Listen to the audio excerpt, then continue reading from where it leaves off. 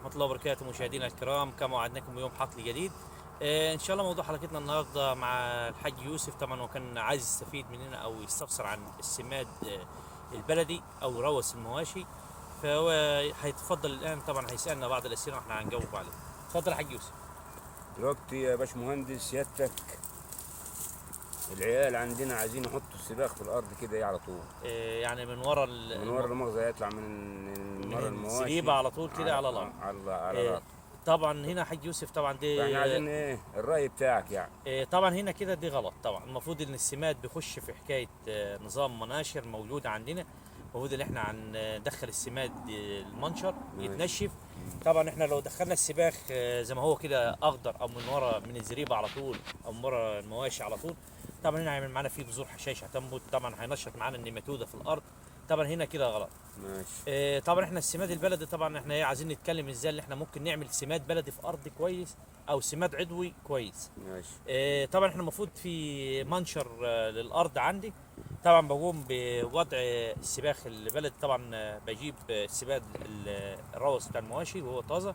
طبعا في طبعا عندك اوراق في الشجر عندي تمام. بنقوم احنا بوضع طبقه من الروث بتاع المواشي طبعا على الارض، وبنقوم بوضع طبقه من اوراق الاشجار اللي هي مخلفات الاشجار.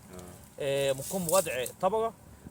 طبعا ونحاول برضك اللي احنا نجيب في كبريت اللي هو الكبريت الزراعي، شكاره كبريت. طبعا نحط طبقه كبريت زراعي مع طبقه سوبر فوسفات مع طبقه من السماد اللوريا. ونقوم بعد ما نوضع هذه الطبقه طبعا نقوم بوضع طبقه من الروث. ماشي. تمام. بعد ذلك برضك نفس الكلام هنقوم بوضع طبقه من الاشجار او اوراق الشجرات وفضلات الاشجار الموجوده عندي الاوراق، ونكون بوضع برضك نفس الكبريت ومعدلات. طبعا بنكون بعملها بنظام كوام 2 في 2 متر. تمام. بكون رافع الكومه حوالي متر متر ونص. طبعا بنكون بنخمر الكومه ديت او بنكون بتغطيتها بالاكياس البلاستيكيه.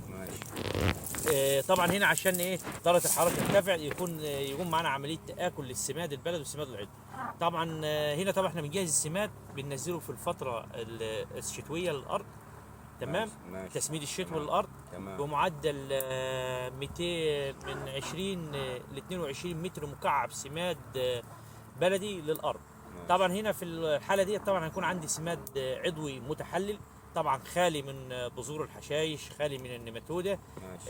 تقدر ان الشجره تستفاد منه ونقدر ان انا ما نضرش الارض او نضر الشجره طبعا. ماشي. لو في اي استفسار تاني حاج يوسف احنا تحت امرك في السماد. احنا بقى بالنسبه لموال الرش والكلام دي، في ايه بالظبط في الرش؟ يعني في رش الشجر مثلا دواء ايه او نحطه ايه او كده يعني. تمام. احنا اليومين دولت طبعا المفروض احنا اشجار الموالح طبعا نهتم اليومين دولت برش المبيدات الاكروسيه. ماشي. طبعا مثل العنكبوت الابيض الاحمر والعنكبوت المبطن. طبعا بنكون بمعدل 200 ل 250 جرام ماده اميماكتين بنزوات 250 سم. تمام. وطبعا بنضيف معاهم حوالي 150 ل 200 جرام ماده الاسيتا امبرايد. وطبعا بيكون الرش طبعا حاج يوسف طبعا مش في اوقات الظهيره. ماشي. او عدم برضك الرش اثناء هبوب الرياح. تمام. دي طبعا اللي هي الفتره اللي احنا ممكن نبدا ان احنا نستفاد بيها بالرش الاشجار. ويا رب نكون استفدنا من حلقه اليوم، والسلام عليكم ورحمه الله وبركاته.